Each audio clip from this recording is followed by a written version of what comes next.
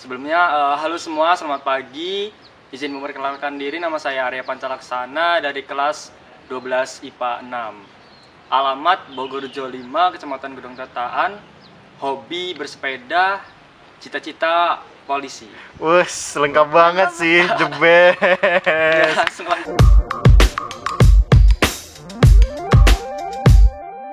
Oke, mungkin kan tadi kita udah perkenalan nih sama Kak Arya. Oh iya, Kak Arya, kesibukannya akhir-akhir ini apa aja sih, Kak?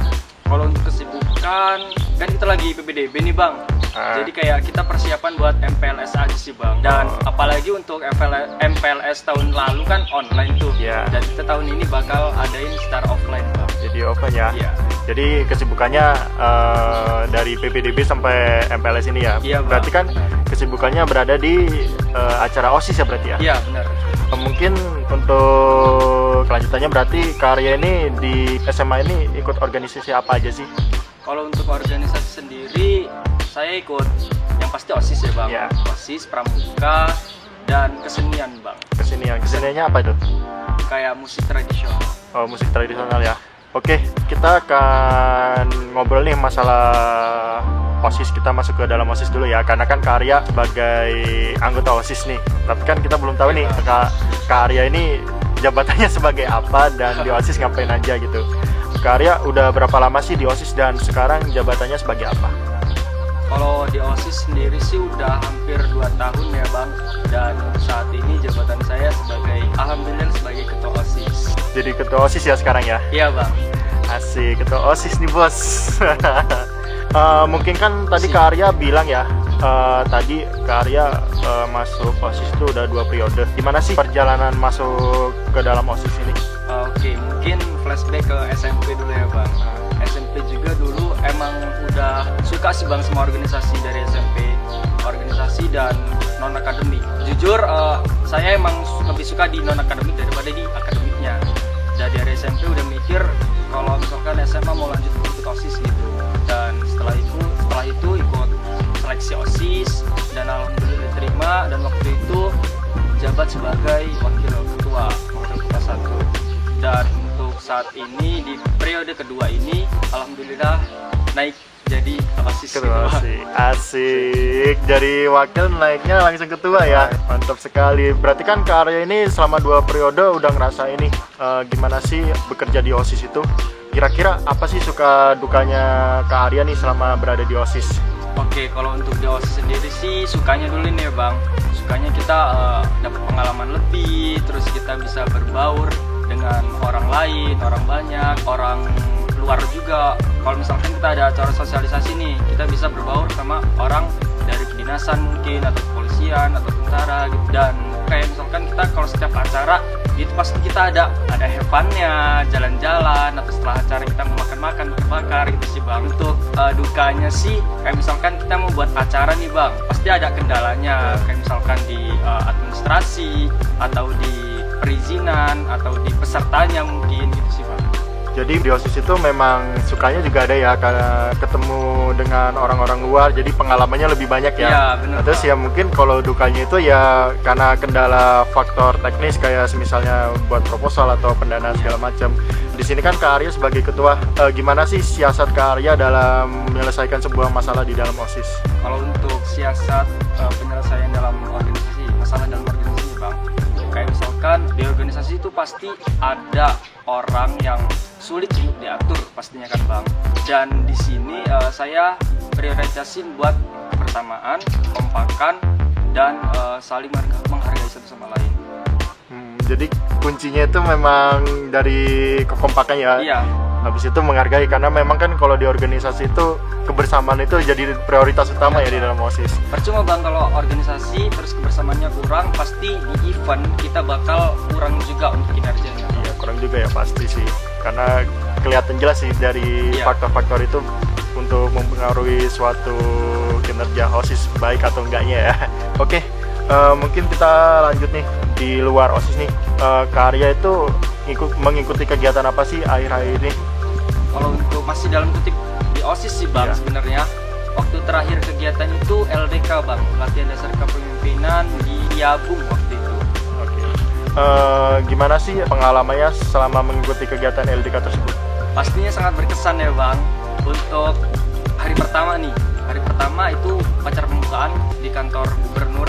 Terus setelah itu kita diberangkatkan ke Brigade 4 Marinir PS. Itu pakai mobil marinir. Jadi benar-benar kayak kita itu seperti pendidikan gitu Bang. Tapi dalam kutip latihan dasar kepemimpinan, bina mental. Jadi itu acaranya 5 hari, dari hari Senin sampai hari Jumat. Dan itu kita tidak boleh menggunakan handphone Bang. Jadi emang benar-benar bina mental, pendidikan banget gitu Bang. Di sana banyak teman juga Bang. Dan untuk semua kita diatur Bang. Jadi kita nggak bebas. Jadi di situ kita benar-benar dilatih banget.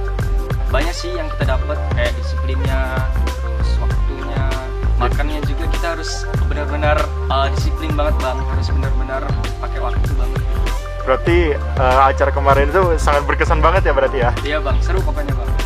Oke, kan Kak Arya nih mengikuti kegiatan LDK tadi yang Kak Arya ceritain. Kak Arya dapat apa aja sih yang Kak Arya ikutin dari acara LDK tersebut, dan mungkin menurut Kak Arya nih setelah mengikuti acara LDK tersebut, mungkin Kak Arya bisa jelasin sih arti dari kepemimpinan itu apa? Jadi untuk apa aja sih yang didapat setelah acara LDK kemarin ya Bang? Itu kayak misalkan umum aja sih Bang, kayak bisa kita nambah pengalaman, terus kita bisa sharing-sharing pada warga sekolah lain, karena itu yang ikut banyak Bang, jadi seluruh Lampung. Jadi kita bisa ngobrolin tentang sekolahnya di sana ada apa aja sih, jadi kita bisa tukar pikiran, saling sharing gitu Bang. Dan untuk arti kepemimpinan sendiri ya Bang, dari saya sih seorang pemimpin itu harus bisa bertanggung jawab atas omongannya, atas perilakunya, dan bisa menjadi contoh untuk anggotanya. Wis, mantap banget arti kepemimpinan dari Kak Arya sih. Benar. Jadi ya seorang pemimpin itu nggak hanya cuma memimpin, tapi juga bisa dipimpin. Ya, benar Bang. Oke, kan tadi kita udah nanyain tuh apa arti kepemimpinan. Mungkin kita nanya nih masalah prestasi. Prestasi apa aja sih yang udah Kak Arya raih selama di SMA? Untuk prestasi sendiri sih lebih ke kesenian ya Bang. Untuk dari kelas 10 kemarin saya ikut musik tradisional di kejuaraan Unila PSPM. Itu alhamdulillah juara 1. Terus lomba di Temu Karya Taman Budaya di Lampung itu alhamdulillah juara 1, dan masuk ke Temu Karya se-Indonesia Bang. Asik, gila prestasinya keren sih ini seninya, sumpah. Tapi itu juga berkat tim yang lain sih Bang, karena itu kerja tim. Berarti Kak Arya ini kan lebih suka ke arah seni ya? Iya Bang. Berarti sejak kapan sih Kak Arya suka dan terlibat dalam kesenian itu tadi yang Kak Arya sebutin prestasinya? Oke, untuk awal suka sama seni itu emang dari SMP Bang. Dari SMP kelas 7 malahan.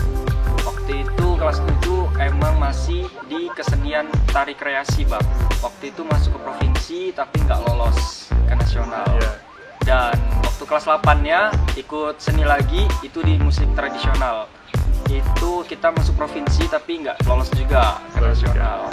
Dan nggak dapet poin juga di provinsi. Dan untuk di SMA ini sendiri yang tadi sudah saya sebutkan. Dan itu prestasinya setelah di SMA justru lebih bagus ya, dan lebih membanggakan gitu ya? Ya, alhamdulillah malah lebih meningkat gitu sih Bang. Oke, mungkin kan tadi kita udah berbincang tentang OSIS, tentang kegiatan Kak Arya, tentang LDK tadi juga, nah terus tentang prestasi Kak Arya. Mungkin kan Kak Arya ini termasuk orang yang sibuk ya, termasuk ya karena banyak mengikuti organisasi. Kak Arya juga belajar di sekolah, habis itu Kak Arya juga menjalankan hobi Kak Arya tadi udah disebutin di awal. Gimana sih Kak cara Kak Arya untuk memanage waktu antara sekolah, kemudian mengikuti organisasi, dan juga menjalankan hobi Kak Arya nih? Oke, untuk memanage waktu bagi saya sendiri sih, kita kan sebagai pelajar nih Bang, jadi tetap utamakan yang sekolah dulu. Organisasi itu bisa dinomorduakan, apalagi hobi itu bisa dikesampingkan dulu. Untuk sekolah, kita sebagai pelajar ya harus tanggung jawab dulu untuk sekolah. Untuk organisasi kita selesaikan dulu untuk urusan sekolah, baru kita ke organisasi. Dan kalau organisasi udah misalkan senggang, kita udah nggak sibuk di organisasi ataupun sekolah, baru kita ke hobi gitu sih Bang. Jadi pinter-pinter kita buat manage waktu. Dan seorang yang cerdas itu dia bisa membagi antara sekolah, hobi, dan organisasi. Itu siswa yang cerdas. Oke, mungkin kan kita tadi udah nanya-nanya soal Kak Arya nih. Kita mungkin pertanyaannya lebih rileks aja ya. Kita ada namanya rapid question nih. Wah, apa nih? Rapid question itu kayak Kak Arya nih, kita misalnya nih ada dua pilihan. Kak Arya harus milih cepet nih dari salah satu pilihan tersebut. Oke, langsung ya. Oke, rapid question. Pilih SMA atau SMK? SMA. Pilih IPA atau IPS? IPA. Pilih akademik atau non-akademik? Non-akademik. Pilih mie goreng atau nasi uduk? Nasi uduk. Pilih futsal atau voli? Nggak dua-duanya. Salah satu dong. Oh, futsal. Futsal ya. Oke, baca buku atau olahraga? Olahraga. Introvert atau ekstrovert? Introvert. Pilih pramuka atau paskibra? Pramuka. Organisasi atau ekstrakurikuler? Organisasi. Pilih lompat jauh atau lompat pagar? Lompat jauh dong. Pilih adik kelas atau kakak kelas? Adik kelas dong. Apa nih? Pilih memimpin atau dipimpin? Memimpin. Fisika atau sejarah? Sejarah dong. Pilih individu atau kelompok? Kelompok. Terakhir nih, offline atau online? Offline dong. Wes, mantap. Oke, terakhir nih, dari kita sebelum penutup, apa sih pesan yang ingin disampaikan kepada sekolah dan juga teman-teman dari SMA Negeri 1 Gedung Tetaan? Mungkin kepada teman-teman SMA Negeri 1 Gedung Tetaan dulu ya Bang. Untuk teman-teman semua, kita masa peralihan dari online ke offline.